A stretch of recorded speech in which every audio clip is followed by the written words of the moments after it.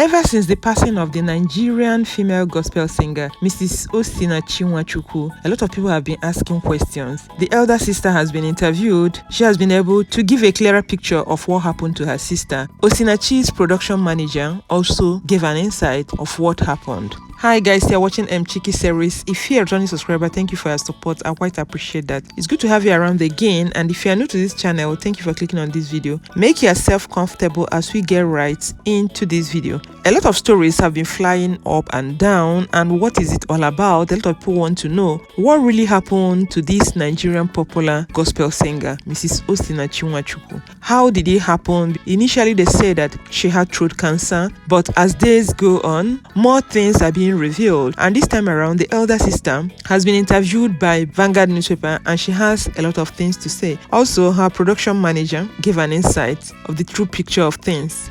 Why did she stay in this abusive relationship till her life was cut short?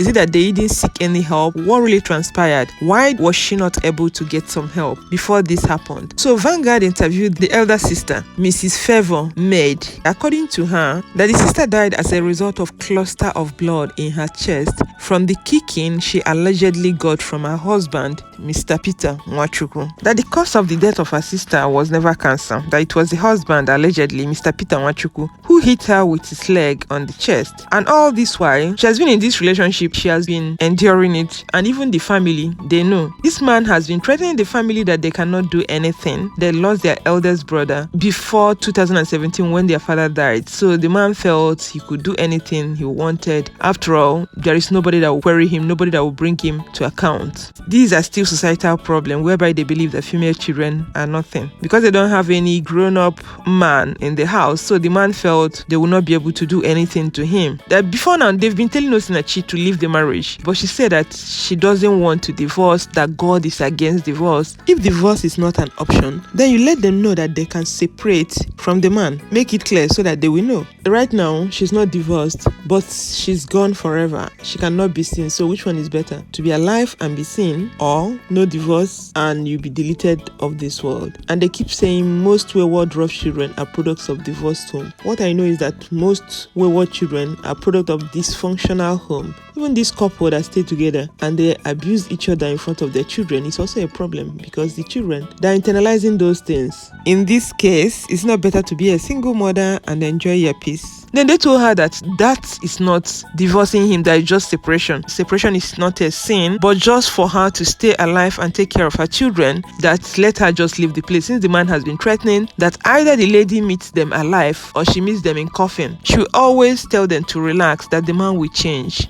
I wonder, does a violent man actually change? Can he change? It's difficult for any violent man to change. I wonder why they allow the man to be saying all those things without taking him to police station to write undertaking. So when the man kicked her on the chest, she fell down. He rushed her to the hospital and he didn't even tell the family. That's the worst part of it. He never even contacted them, that it was her friend who lives in Ebonyi State that called her twin sister to ask the sister whether Peter told her that he hit her twin on the chest. Then the sister said no, the twin sister said no. It was that hitting on the chest that sent her to early grave. Unfortunately, they did not tell the doctor that the husband kicked her on her chest. Otherwise, doctor would have known things to look out for. So if you don't have correct history of sickness, how will you be able to diagnose properly? That each time they talk to Osinachi, she will be pleading for peace. If they move to act, she will tell them that they should calm down. So the lady, from the look of things, she's this kind of peaceful person. She wants to take bullets for people. That's what I'm seeing here. Because the sister said that they've been telling her to leave that marriage, but she insisted. She has 4 children and she was living in Abuja with her husband, 3 boys and 1 girl. Her younger brother, who gone there to see the children, said that her husband was not even arrested, that he was still in that house, but now he has been arrested. He's in police custody. That their brother has gone to Abuja to see the children, but they told him not to go alone because the man is a beast, that he should go with somebody. They even know this, their in-law, and nobody could do anything to the man. I don't get it. Their in-law is more than them. They can't do anything. begging, nobody can talk to this man, simply because he feels he's a man. That before now, he told the twin sister that he's going to separate her and her sister, who was his wife, that he doesn't allow them to come near their sister, Osinachi. Since Osinachi got married to him, she has never visited their village, Isuochi, in Abia State. She only visited their village when their father died in 2017. Even the day they were coming for their father's burial, the husband was speeding. Osinachi told him to please take it easy. The next thing he did was to slap her. That it was the little sister, the second to their last born, who was in the car when that happened, that narrated the whole incident to her. That when the little sister wanted to act, Osinachi started begging her and told her to calm down, that if she, the sister, was in the vehicle, she would have just given the man a slap without saying a word. That Osinachi is a very soft-hearted person. Even her twin sister is more courageous than her. When her twin sister visited her a sick bed in the hospital, the Nwachukwu of the husband did not allow her to stay with Osinachi. Then Osinachi started begging the husband to allow her sister to stay because she was passing through her pain, and this man refused. So when the husband refused that the sister should stay in the hospital, she now begged the sister to leave. Can you imagine? This man is really...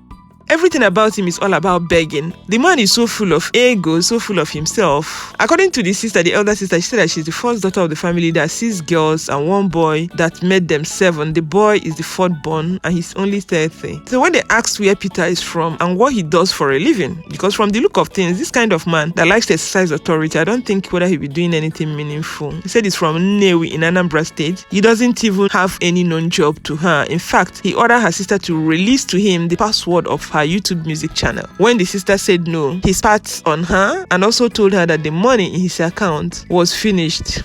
Now wow. When they asked her if the man is the sister's manager, she said that he asked her sworn, if the sister is booked for a program, the money charged for the program will be paid into his account, that he will be the one that will negotiate the price. All money paid into his account and her sister will be left with little or nothing. So he believes that the only brother that they have cannot do anything. He feels they have nobody to speak for them. He told them that if Osinachi did not come back alive, she will come back dead. All these things he said, and they left him walking around. When the sister died, he didn't tell them. It was one of her friends she contacted to cook jollof rice that called Osinachi's twin sister to ask if she has had anything. She said at the time she got to that hospital, she didn't see Osinachi on her bed, and the husband did not tell them anything. Then when they put a call across to him, he didn't pick it until around 8 p.m. He started calling their brother. Meanwhile, they were told that the lady passed in the afternoon, but they got the news of her passing from other people around 5 p.m. Around 8 p.m., the Nwachukwu of a man called their brother that he has never allowed to come near them. He casually told the brother that his wife has passed, that he should come. The brother then asked him, is it now that he wants him to come to his house? Nwachukwu also called their mother and said that his wife was late, and the mother now said, so you have fulfilled the promise of sending her to her early grave. He switched off the phone. When she was asked what's her mother's take on this, said that the mother only wanted to see her grandchildren since her daughter is already gone. The children has been longing to come, but this Nwachukwu of a man has refused them, and the children, they don't know their mother's village except when their father died. Even when their sister visits Enugu, where they live for program, her flight is always booked back to Abuja the same day. She doesn't allow her to come to their house in Enugu. Their mother did not do omugwo for any of the 4 children. The omugwo is when a woman puts to bed, your mother will come and stay and take care of you. That the man never allowed them to come and do omugwo for those 4 children that were born. When they were born, in fact, that Osinachi had her 2nd child, she called the sister to tell her that this man wanted to send her to early grave. She went there to bring her home. After some time, Nwachukwu came with some people to plead, and he was forgiven. You see the problem with this begging? When they beg, they don't take the man to therapy. The man continues to do whatever he's doing